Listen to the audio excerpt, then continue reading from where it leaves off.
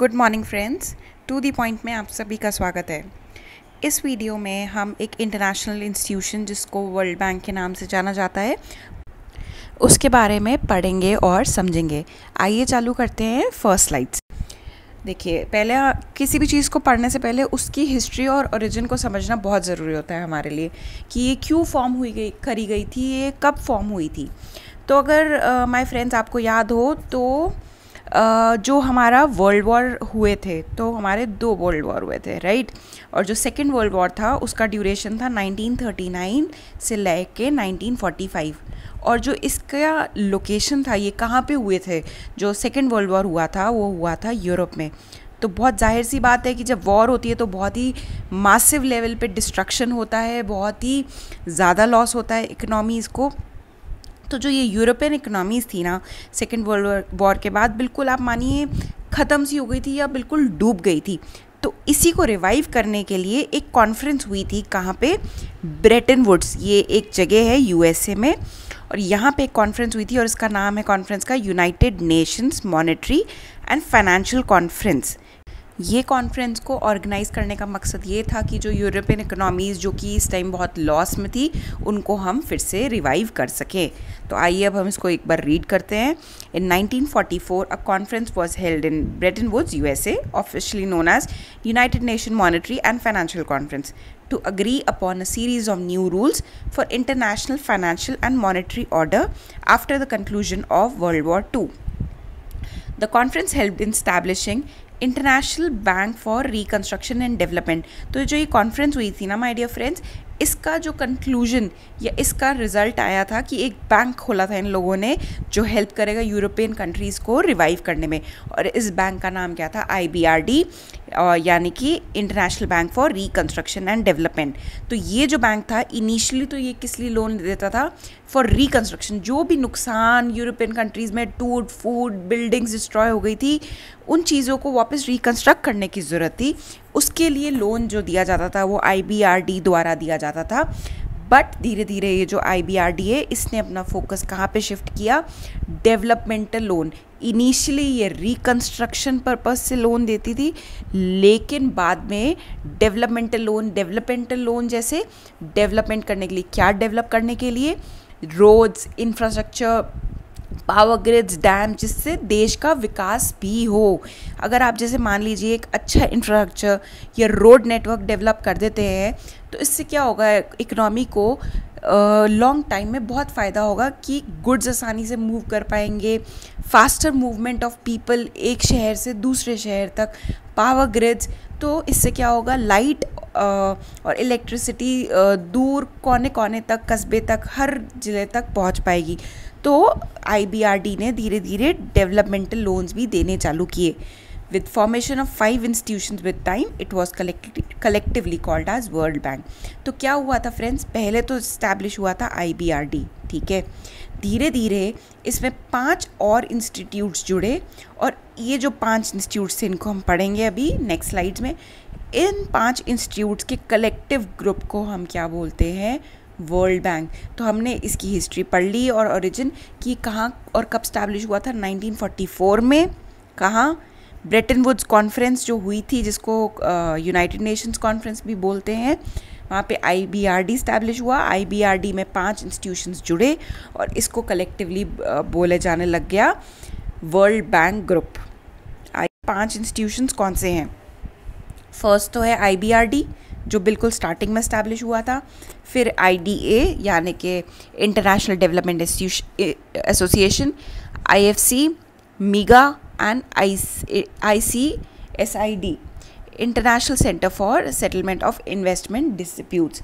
अब हम इसको एक एक करके पढ़ लेते हैं। तो ये जो IBRD है, इसका क्या मेन फंक्शन है? ये लोन्स देती है, क्रेडिट एंड ग्रांट्स, किसको? कंट्रीज़ को, फॉर डेवलपमेंट पर्पस। अब जो ये IDA है, इंटरनेशनल डेवलपमेंट एसोसिएशन, ये लो इंटरेस्ट या नो इंटरेस्ट लोन, ये जो लोन्स देती है ना लो इनकम कंट्रीज़ को, या तो बहुत ही कम रेट ऑफ इंटरेस्ट पे देती है या उनसे इंटरेस्ट रेट चार्ज ही नहीं करती। और बेसिकली ये उन कंट्रीज़ को हेल्प करती है जो कि LDC, लीस्ट डेवलप कंट्रीज़ या डेवलपिंग कंट्रीज़ की कैटेगरी में आते हैं। फिर आता है हमारा third institution, international finance corporation. ये इसका मेन क्या फंक्शन है? Provides investment advice and asset management to companies and government. ये सिर्फ गवर्नमेंट्स को ही नहीं, लेकिन जो बड़ी बड़ी कंपनीज़ हैं वर्ल्ड की, उनको भी ये इन्वेस्टमेंट एडवाइस और फाइनेंशियल कैपिटल मोबिलाइज करने के टिप्स देती है। नेक्स्ट आता है मल्टीलेटरल गारंटी एजेंसी, जिसको बोलते हैं MIGA. It insures lenders and investors against political risk such as war. तो इसका रोल क्या है? अगर किसी इन्वेस्टर ने किसी मेगा के जो मेंबर कंट्रीज़ है उसमें कुछ इन्वेस्टमेंट करी है, तो उस इन्वेस्टमेंट को सिक्योर करना फ्रॉम पॉलिटिकल रिस्क और वॉर रिस्क, ये काम मेगा के अंडर आता है। एंड लास्ट बचा हमारा ICSID। अब जो इंटरनेशनल इन्वेस्टमेंट्स होते हैं, अगर उससे रिलेटेड कोई डिस्प्यूट्स होते हैं तो उसमें आर्बिट्रेशन जो है वो प्रोवाइड करी जाती है बाय ICSID। मान लीजिए कि अमेरिका है और इंडिया है, इन्होंने क्रॉस बॉर्डर इन्वेस्टमेंट कर रखे हैं। इंडिया ने यहाँ कुछ इन्वेस्टमेंट कर रखा है और अमेरिका ने इंडिया में कुछ इन्वेस्टमेंट कर रखा है, तो ये क्या हो गया? क्रॉस बॉर्डर इन्वेस्टमेंट हो गया ना। तो अगर इस इन्वेस्टमेंट में कोई डिस्प्यूट अराइज होता है फ्यूचर में, तो आर्बिट्रेशन के लिए ये कहाँ किसको अप्रोच करेंगे? ये अप्रोच करेंगे ICSID को। सो मेन फंक्शन जो ICSID का है वो है आर्बिट्रेशन या डिस्प्यूट सेटलमेंट। अब जो नेक्स्ट क्वेश्चन अराइज होता है कि जो हमारी कंट्री है इंडिया, क्या वो इस पांचों की मेंबर है या नहीं, और इसके बारे में हम देखते हैं नेक्स्ट स्लाइड में। देखते हैं फटाफट से। फॉर ज्वाइनिंग द वर्ल्ड, अच्छा सबसे पहले तो कि अगर वर्ल्ड बैंक की मेंबरशिप लेनी है तो वो कैसे लेंगे? ऐसे कोई भी जाके ले सकता है कि मैं गई मुझे मेंबरशिप दे दो, ऐसा तो नहीं हो सकता। या कोई मैं आ जाके वर्ल्ड बैंक में अकाउंट खुलवा सकती हूँ जैसे कि मैं एक HDFC बैंक में खुलवा सकती हूँ? नहीं, इसमें सिर्फ कंट्री की गवर्नमेंट ही अपना मेंबरशिप ले सकती है। और वो कैसे? For joining the World Bank Group, a country must first become member of IMF. IMF क्या हो गया? International monetary fund. ये अपने आप में एक इंटरनेशनल इंस्टीट्यूशन है जिसके बारे में हम अपकमिंग दूसरे वीडियोस में पढ़ेंगे। बट एज ऑफ नाउ आप ये समझ लीजिए कि वर्ल्ड बैंक ग्रुप की मेंबरशिप लेने के लिए आपको IMF का मेंबर होना आवश्यक है। India was one of the 44 original signatories to the agreement reached at Bretton Woods that led to the establishment of IBRD. तो जब ये कॉन्फ्रेंस हो रही थी ना यूनाइटेड नेशंस की, तो जो उसके इनिशियल 44 सिग्नेटरीज थे जिन्होंने अग्री किया था कि IBRD बनना चाहिए, उसमें से एक इंडिया भी थी। इंडिया IFC के भी फाउंडिंग मेंबर्स में था, IDA ऑल्सो मीगा के फाउंडिंग मेंबर्स में भी से एक था। लेकिन इंडिया जो लास्ट हमारा जो इंस्टीट्यूशन बचता है ICSID, जो कि आर्बिट्रेशन और इन्वेस्टमेंट डिस्प्यूट्स को देखता है, इंडिया उसका मेंबर नहीं है। उसकी मेंबरशिप वो ज्वाइन अभी भी हाल फिलहाल नहीं करना चाहता। इंडिया को ऐसा लगता है, इंडियन गवर्नमेंट को ऐसा प्रतीत होता है कि जो यहाँ का आर्बिट्रेशन प्रोसीजर है ये बहुत ज़्यादा हेविली बायस्ड है towards developed countries like USA and European union. इसलिए ये इसको ज्वाइन नहीं करती कि ये क्योंकि डेवलपिंग कंट्रीज़ को इतना फेवर नहीं करता। So this is the reason जो इंडिया प्रोवाइड करता है for not joining ICSID।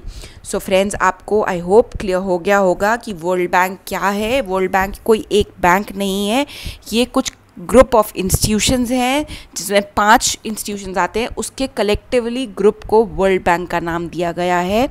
1944 Bretton Woods में जो एक कॉन्फ्रेंस हुई थी, बहुत फेमस कॉन्फ्रेंस है और आपको इसको हमेशा याद रखना है। इस कॉन्फ्रेंस से IBRD का एस्टैब्लिशमेंट हुआ था और धीरे धीरे जैसे जैसे इंस्टीट्यूट्स इसमें जुड़ते रहे, उनको कलेक्टिवली एक नाम दे दिया गया, World Bank. So friends, I hope it is clear to you कि वर्ल्ड बैंक क्या है। This is all for the today's video. Keep revising. Stay fit, stay at home. Thank you so much.